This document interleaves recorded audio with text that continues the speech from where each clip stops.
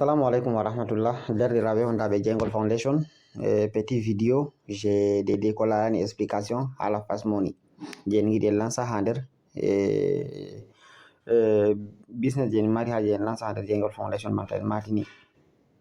mi yiɗi mi waɗa explication seɗɗa pamarum hedde ko en lansa vote en tammi lansugo vote dede himɓe to ɗon dako be to gonayi dako be dede business je en giɗi lansugo may ɗo en gaɗi explication may ɗo en audio ɗuɓɓe faami mais hani en ngala ɗum en vidéo himɓe ndara nda ɗo ɗum plan de business dede je fast money ba en dari boɗɗum ɗo tammi en dari platform fast money je tourist aran man ɗo ni derraɓe paiement je goɗɗo watta hatton ɗo ɗum $25 ha anuɗo to a wari a waɗa paiement $25 to waɗi paiement $25 ɗo a joɗoto an woni ɗo ha on dari ɗo an woni ɗo an mo waɗi paiement may ɗo ɓawo ɗon ɗum ɗo tefa a nastina yimɓe ɗiɗo to a nastini yimɓe ɗiɗo goto wara joɗo ha ɗo nda en nda premier fiol maɗa nda deuxième fiol maɗa a nastini yimɓe ɗiɗo ɓawo a nastini yimɓe ɗiɗo man ɗo hamɓe bo ɓe ngala même chose ba je a wayi ɓe ngala oɗo ɗo mo numéro 1 ɗo o nastini goɗɗo goto mai takke comme troisième fiol maɗa e oɗo ɗo mo numéro 2 bo nastini goɗɗo goto hanko bo nastake comme quatrième fiol maɗa to waɗi banni ɗo ni himɓe nayo ɗo ni directement aɗo heɓa $75 nda $75 je a heɓata mai haɗɗo ɗo mi tammi a laari mais to a heɓi $75 mai ɗo a fotata a itta $75 mai ɗo $75 mai ɗo directement fast money hosay ɗum yerɓe ha deuxième anneau ha anneau je ɗume ha anneau je fast 75 ɓe ɗon investissane ɗe ha daidai fast 75 directement $75 je a heɓi to ɗo mai ɗo to ɓe investisanima ɗe haɗɗo ɗo a wara a joɗo haɗɗo ngam puisque anneau arandewa kam je dow ɗo hanga kam déjà an kam a remplisinga déjà tout est bon ɓawo ɗon himɓe maɗa arande en ɗiɗo je a watuno fiol maɗa numéro 1 be numéro 2 ɗo hamɓe bo ɓe ngatino goɗɗo goto n'est ce pas mais ko hani ɓe ngala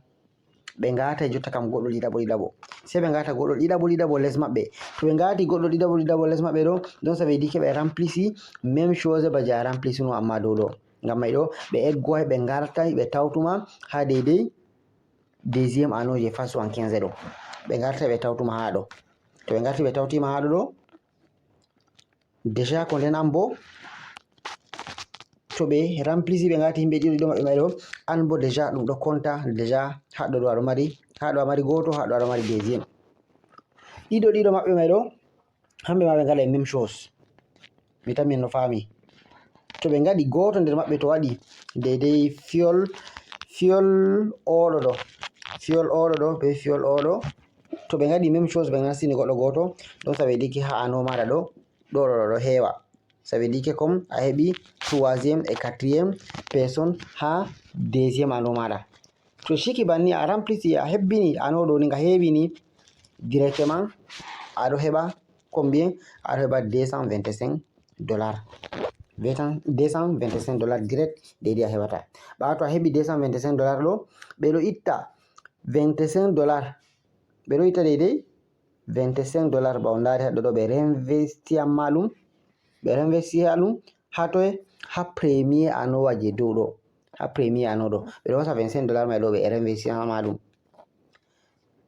si a waɗa noy lutti combien lutti $200 mai ndaɗum ɗo kanjum a watta retrait maɗa nda $200 mai ndaɗum ɗo a waɗan retrait $200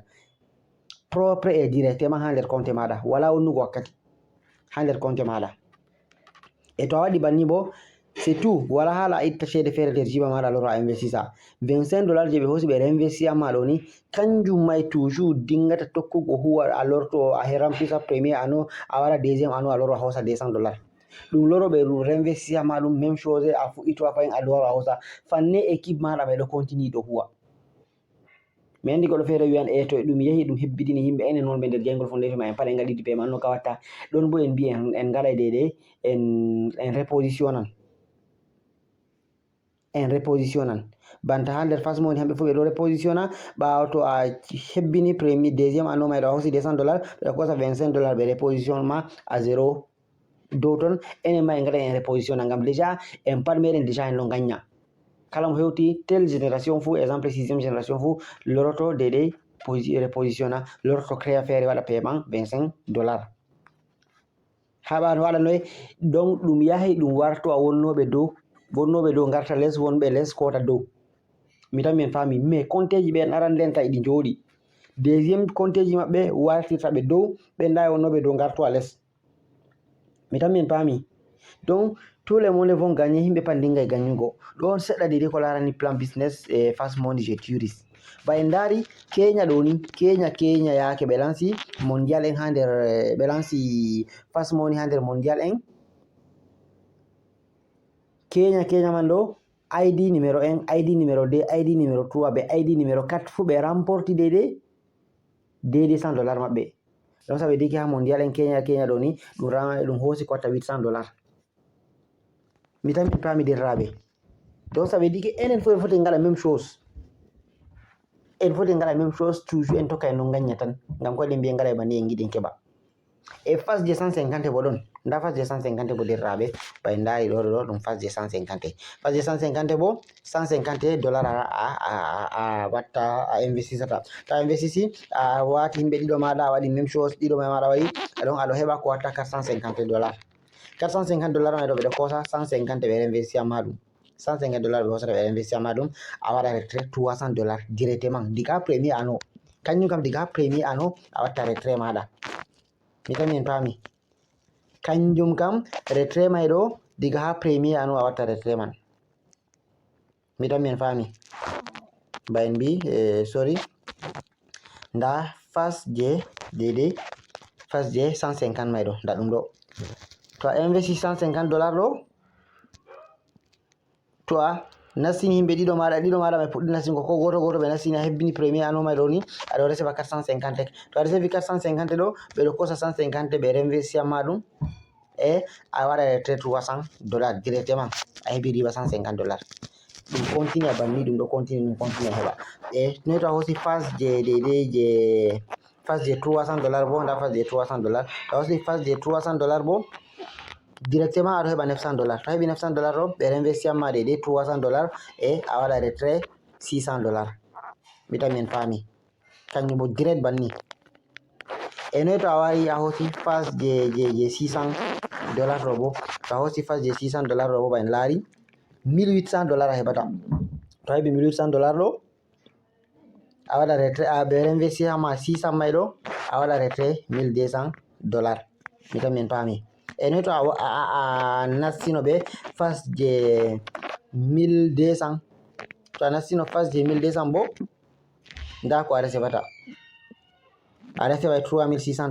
ɓawo to a resefi $3600 ɓe reinvesti amma 1200 e a waɗa retrait 2400 mi tan min daari derraɓe ɗo ɗum pat majum en foti en fuɗɗata goɗɗo feti ɓe koni to en fuɗɗiri ɓe manga mai ɗo non en fuɗɗiri ɓe seɗɗa mai ɗo ɓuuri en fuɗɗiri ɓe je 25 man ɗo ha nder tourisme en keɓata ceede premier to e je en yahugo ha anoji ɗi mai ɗo mawɗi donc je ɗo on en fuɗɗirta jotta kam en fuɗɗiray be phase je 25 to en fuɗɗiri phase je 25 en gara kala goto fosa $200 kala goto fosa banni ɗo to en puɗɗi hosugo ɗo en foti en mbiya en lansay je 150 ɗo bo ngam déjà en pat en ɗo kosa ceede déjà ha en lansa je 300 ha en lansa ha en kewta je deydey 1800 ɗo mi tan mi ka famake ɗon seɗɗa nder plan business je fast money deydey je fast money je fast 25 mi tan min paami goto nder moɗon fu lara ɗum nden ɓawo kadin yiyan en lansay vote ha nder e groupe meɗen ɗo en yiya deydey majorité est ce que en no d'accord be business en giɗi en lansa mai ɗo est ce que nous sommes d'accord ok on gettama mi nder rete moɗon Adama Haruna wassalamu aleykum